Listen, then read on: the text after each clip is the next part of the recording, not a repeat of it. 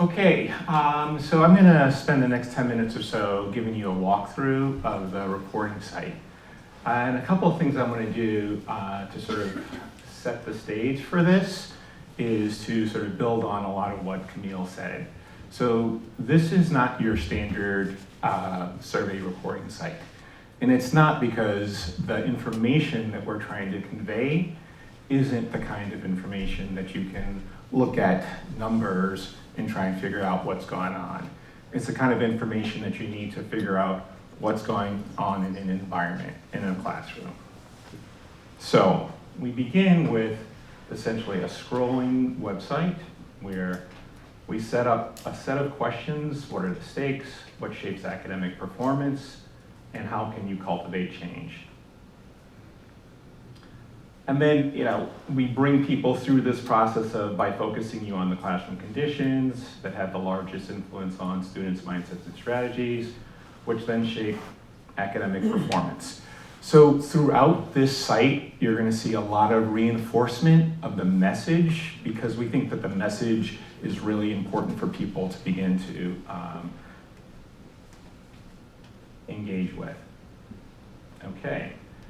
And while we would love to have Camille give this research talk that she just did to everyone, we can't. So one of the first things we do is we orient people in the basic research, right? So that there's no question that what you're seeing here is based on solid research. And so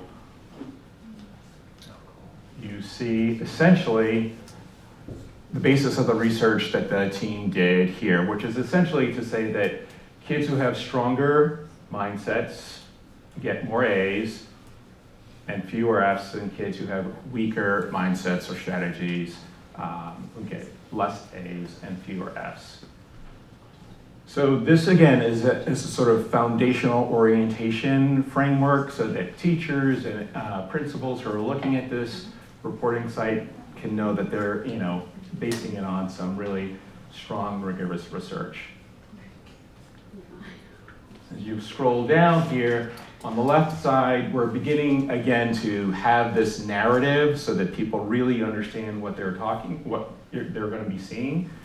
And here you see the academic mindsets, of which there are 6, the learning strategies, of which there are 2, and motivation, of which there's 1 measure. So I'm going to go a little bit into academic mindsets here for a second. And let's take a look at belonging. So there are some numbers here, and these numbers here are designed to try and orient people in terms of the relative strength of these particular mindsets to one another. And in large part, that's it. You can delve into these here and understand what questions that Camille pointed out make up this particular measure. So belonging, a belief that one fits in with peers in their class. And then if you really want to see the underlying data, you can click on one of these and see the percentage of kids that answered completely true or not completely true about a particular item level here, right? So, but to some extent, that's getting in the weeds, right? And some people want to get in the weeds and we provide that to help them get in the weeds. But the important thing is that there's a different score here of 39, which on a scale of 100 is kind of low, right? And so, this is a mindset that probably needs to be looked at. As Camille pointed out, we provide you with an opportunity to look at these mindsets and learning strategies and the like by subject area. So if you have a subject team, you can see, in this case, social studies is doing a better job at belonging than English is doing at belonging in those classrooms that students are reporting on. You can look at it by grade level as well, and then you can look at grade level and subject area at the same time in this space. And so one of the things that we're trying to do with this part of the reporting site is to essentially have this notion of a sort of face validity, right? As a principal or as teachers, as you're looking through this, you should be like, oh yeah, those are our kids because these are those kids. You know, are these results, do these things line up with what you're seeing with kids in your classes? And so really this is designed to provide this notion of face validity for the kind of results that they're seeing. We really are not that interested in having people spend a whole lot of time digging into this, right? Because this is starting to try and figure out, like, what do I do with individual kids? When really what you should be spending more time focusing on is the connections. And so we scroll down a little bit further here and introduce classroom conditions. And this is the place where we begin to build a case that classroom conditions have an impact on certain mindsets and strategies. So let's take a look at developmental relationships here for a second.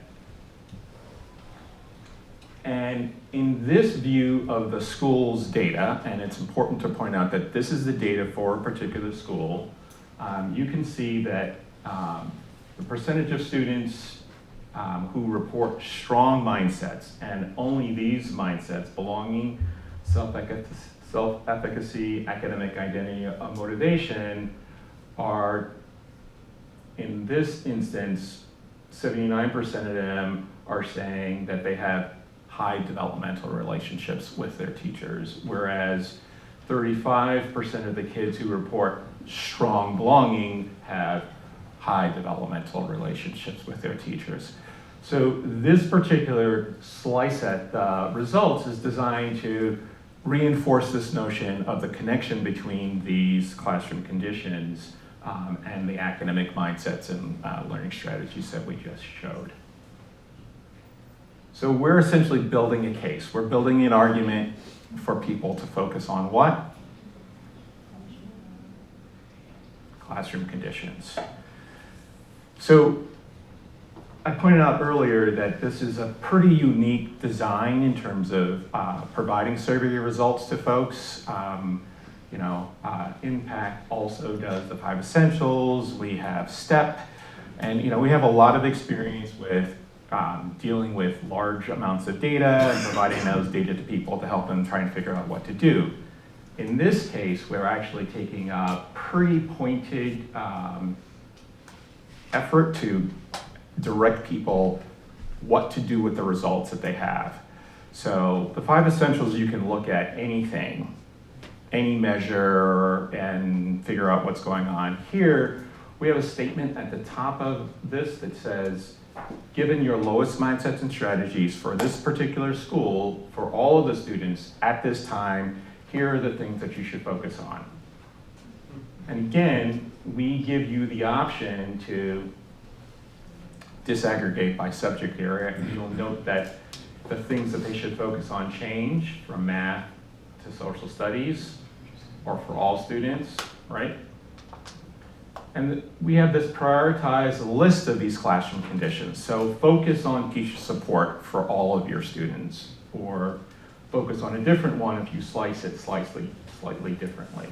I'm going to quickly delve again into developmental relationships, and we'll go down into the details here. So this becomes the place where we expect teams of teachers, whether they're grade level or subject area, to begin to focus on the things that are right here, right?